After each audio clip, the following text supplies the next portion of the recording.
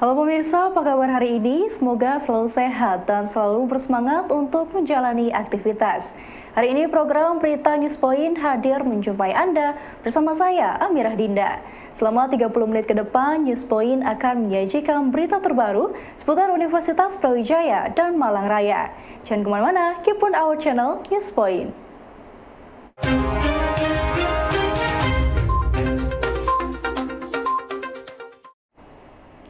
Pemirsa, Wali Kota Malang, Sutiaji, mengakui bahwa pentingnya keakuratan data berbasis kebutuhan. Menurutnya, saat ini dibutuhkan data yang berkualitas agar dapat digunakan dengan tepat dalam mengambil keputusan. Untuk itu, pihaknya melalui BKN dan Kementerian Pan-RB telah meminta agar dapat diberi sumber daya manusia yang handal dalam bidang data yang dapat bertugas di Kota Malang. Data yang berkualitas dihasilkan dari kemampuan sumber daya manusia yang merancangnya. Untuk itu, Kota Malang mengajukan formasi pegawai melalui BKN dan Kemenpan RB agar dapat diberi alokasi SDM dengan kemampuan melakukan penentuan random dan mengolah data berbasis kebutuhan. Malang dulu memulai dengan, jadi di sini AI, Artificial Intelligence dulu pertama di Indonesia ini yang memulai adalah kami kerjasama dengan AWS. Untuk nyari orang-orang yang benar-benar penguasa data. Karena negara ini dibawa kemana, basicnya adalah bukan by name, by address saja, bukan by need, sesuai dengan kebutuhan. Ya. Kadang-kadang kita tidak tahu kebutuhan karena kita minim data di lapangan. Maka sekali lagi kami mengucapkan terima kasih dan kami mohon kemarin minta kepada BKN dan Kementerian Pan-RB formasi berkaitan dengan tolonglah saya ini dikasih teman-teman yang bisa ngerti, paham benar berkaitan dengan masalah data dan data. Utamanya adalah tenaga-tenaga statistik yang ngerti bagaimana menentukan random itu, ya kan tidak mungkin kita dulu itu statistik itu semuanya, tapi penentuan random ini yang sangat. Program mahasiswa membangun 1000 desa yang dicanangkan oleh Universitas Brawijaya terbuka untuk berkolaborasi dengan pihak lain. Penegasan ini disampaikan Rektor UB Profesor Widodo kepada pimpinan dan mahasiswa Politeknik Statistik. Menurut Widodo, program ini akan berjalan di semua kabupaten kota di Jawa Timur dalam berbagai bidang sehingga terbuka untuk berkolaborasi dengan berbagai bidang ilmu seperti statistik. Program mahasiswa membangun 1000 desa di Jawa Timur membutuhkan berbagai kemampuan dari beragam keilmuan. Untuk itu, Universitas Brawijaya sangat terbuka jika terdapat kolaborasi dengan keilmuan lain di luar UB, seperti statistik yang dapat membantu dalam pengumpulan dan analisa berbagai data yang ada di desa Jawa Timur. Yang tidak kalah menarik bahwa tahun ini kita juga launching mahasiswa membangun 1000 desa. Nah ini juga nanti ke depan Bu Direktur, ya, kalau misalnya kita bisa kerjasama dengan mahasiswa dari Politeknik, kita juga welcome untuk pengembangan mahasiswa membangun 1000 desa, ya. Dan untuk tahun 2023 kita masih fokus di Jawa Timur, tetapi sebenarnya di luar Jawa Timur kita juga memiliki banyak desa-desa binaan. Karena di samping proyek ini kita juga punya proyek yang disebut dengan dokter mengabdi. Nah, dokter mengabdi itu dosen-dosen kita, itu kita beri grant untuk dia turun ke desa.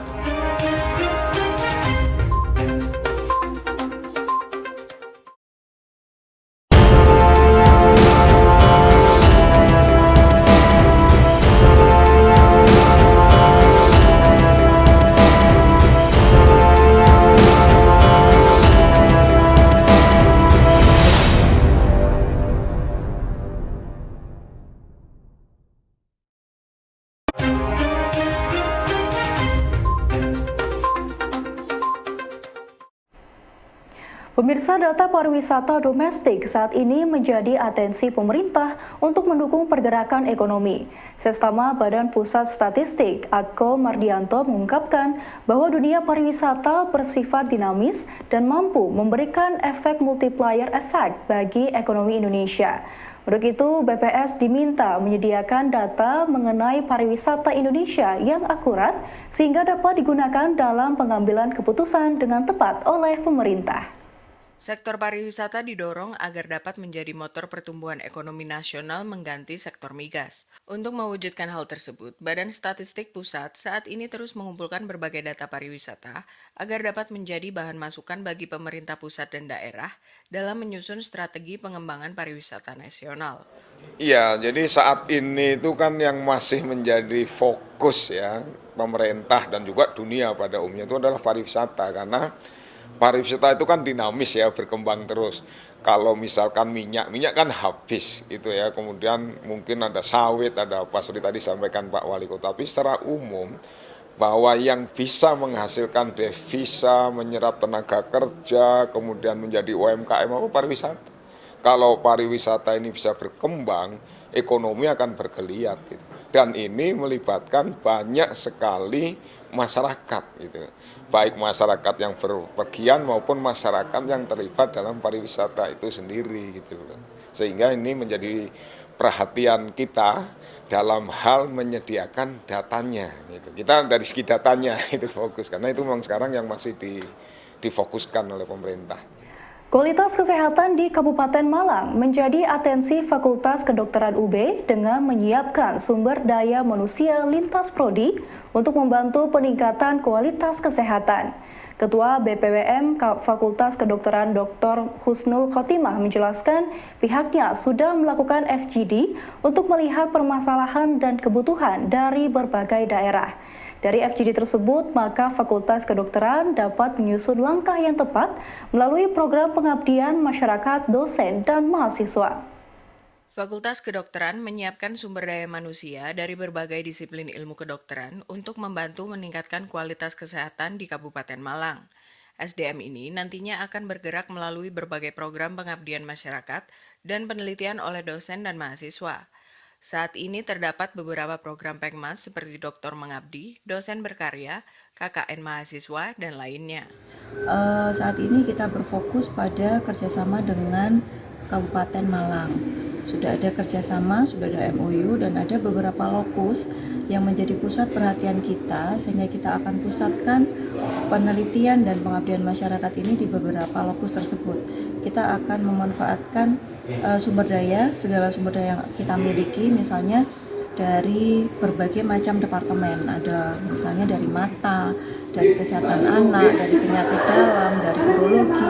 Kita sudah melakukan istilahnya FGD, Focus Group Discussion, kira-kira kebutuhan apa yang dibutuhkan oleh masyarakat setempat sehingga kita bisa masuk dengan tepat sasaran.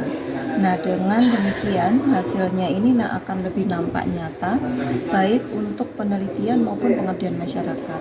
Itu sebagai salah satu upaya kami untuk mewujudkan IKU, tercapainya IKU, mahasiswa berkegiatan di luar kampus, dosen juga berkegiatan di luar kampus, dan hasil-hasil penelitian ini bisa dimanfaatkan oleh masyarakat secara langsung.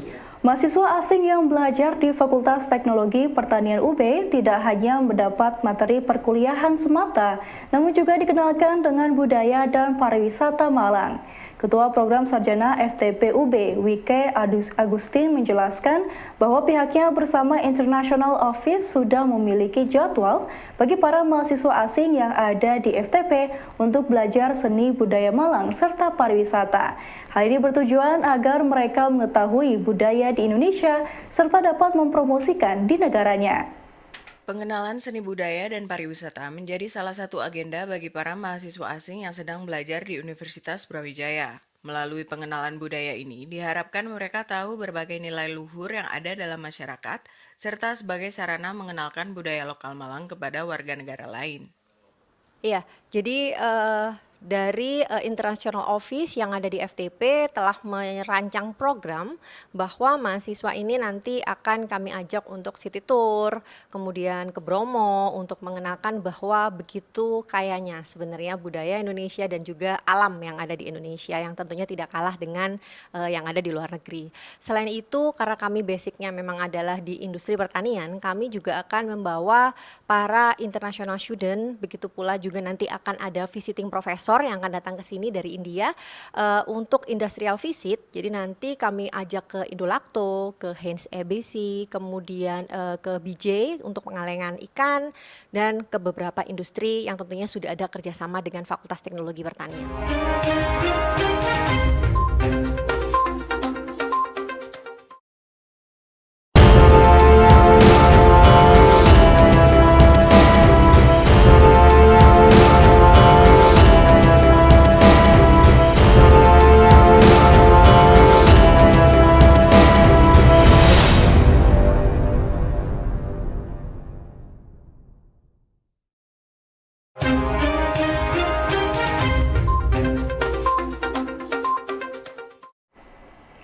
Pemirsa, penataan kawasan pedestrian di Kota Malang akan terus berlanjut di beberapa titik. Hal ini disampaikan oleh Wali Kota Malang, Sutiaji, dengan harapan penataan tersebut dapat memberikan dampak sosial dan ekonomi. Setelah kayu tangan, nantinya penataan pedestrian akan berlanjut di beberapa titik seperti kawasan pecinan dan lainnya untuk menunjang destinasi budaya di Kota Malang. Penataan pedestrian yang sedang berjalan di beberapa titik di Kota Malang akan terus berjalan. Penataan ini bertujuan untuk menata kawasan tersebut lebih bagus dan ramah terhadap kebutuhan wisatawan.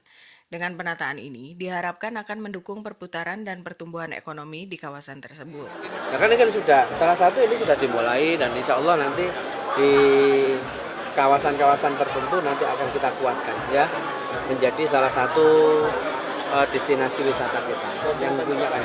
Okay? Pak, yang di Pecinan itu jadi pakai pedestrian yang mau dikembangkan. Yang apa? Yang di Pecinan. Pedestrian di Pecinan mau dikembangkan. Jadi Insya Allah. di tahun ini Pak. Ke depan sih. Kalau tahun ini saya belum tahu konkretnya, tapi insya Allah ya bahwa itu nanti terus menerus akan kita poles, akan kita kembangkan ya. Model perkuliahan case-based learning bertujuan menyajikan problem real yang terjadi dalam masyarakat yang harus dapat dicarikan solusinya oleh mahasiswa. Guru Besar MIPA UB Profesor Adi Susilo mengatakan, dengan model perkuliahan ini, mahasiswa diasah untuk peka dan responsif dengan basis keilmuannya untuk mencari berbagai solusi dari persoalan yang muncul dalam masyarakat dengan pendekatan keilmuannya. Guru Besar MIPA UB, Profesor Adi Susilo berharap metode case-based learning akan mendekatkan mahasiswa dengan persoalan real yang terjadi dalam masyarakat. Dengan pendekatan ilmiah, mahasiswa diharapkan mampu memunculkan solusi yang terbaik dan dapat dipertanggungjawabkan. Bagaimana kalau kita menjawab sebuah problem, harus bisa menganalisis mahasiswa itu sehingga nanti bisa komplek. Mahasiswa itu ketika keluar mendapatkan sebuah problem itu dia sadar, wah saya kebingungan dengan masalah ini. Masalah ini tuh saya tahunya dulunya teorinya seperti ini. Tidak, itu yang mestinya mahasiswa sudah tahu bahwa saya dulu pernah mendapatkan problem ini pada kuliah case-based learning, sehingga ketika ada mendapatkan ini, mestinya saya sudah bisa memberikan sebuah penyelesaian dari problem-problem tersebut. Sebagai contoh misalkan ada sebuah longsor kan gitu ya. Longsor ini kenapa ini? Oh, kita tahu di petanya begini, daerah tersebut seperti ini, dan kita bisa menggunakan peralatan yang ada di lab kita dengan ini. Ya, nanti diukur di sana, kita dapat data, dianalisis. Oh, kenapa ini kok bisa longsor? Karena kondisinya seperti ini. Makanya harus pemerintah atau masyarakat di situ harus menangani ini, jangan sampai digundul karena ini di bawah ini loh yang potensi untuk longsor itu dan seperti itu. Ya, itu. Jadi mahasiswa itu diberikan pada problem-problem yang real yang ada di dunia baik nantinya akan dengan pendidikan maupun nantinya dengan perusahaan dan sebagainya itu sudah memahami. Penggunaan vape sebagai pengganti rokok dianggap bukan solusi karena vape memiliki bahaya bagi kesehatan tubuh. Dosen paru Fakultas Kedokteran UB, Dr. Sastia Rahma mengatakan bahwa berdasarkan beberapa hasil riset, vape memiliki kandungan yang berbahaya bagi kesehatan paru seperti bahaya merokok dan juga penyakit lain seperti pengempesan paru. Dari beberapa hasil riset dan laporan, menurut Sastia, penggunaan vape sebagai pengganti merokok bukanlah solusi terbaik bagi kesehatan tubuh. Keberadaan vape yang diklaim sebagai pengganti rokok bukan tanpa masalah.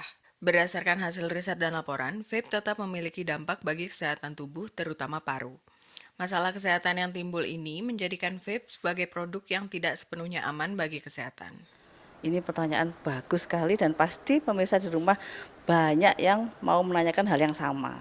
Jadi apakah benar vape itu berbahaya? Karena di luar sana di media sosial, mungkin di infotainment dan lain-lain dikatakan bahwa vape adalah salah satu cara untuk Anda yang ingin berhenti merokok. Padahal itu adalah salah besar ya. Jadi vape itu sama bahaya atau lebih berbahaya karena ada beberapa penelitian yang mengatakan bahwa vape itu mengandung bahan beracun yang lebih banyak daripada rokok konvensional. Baik pemirsa, informasi tadi sekaligus menutup perjumpaan kita hari ini. Jangan lupa saksikan News Point setiap hari pukul 19.30 waktu Indonesia Barat hanya di BTV, Televisi Pendidikan Universitas Brawijaya. Saya Amirah Dinda dan seluruh kru yang bertugas pamit undur diri. Terima kasih dan selamat beraktivitas.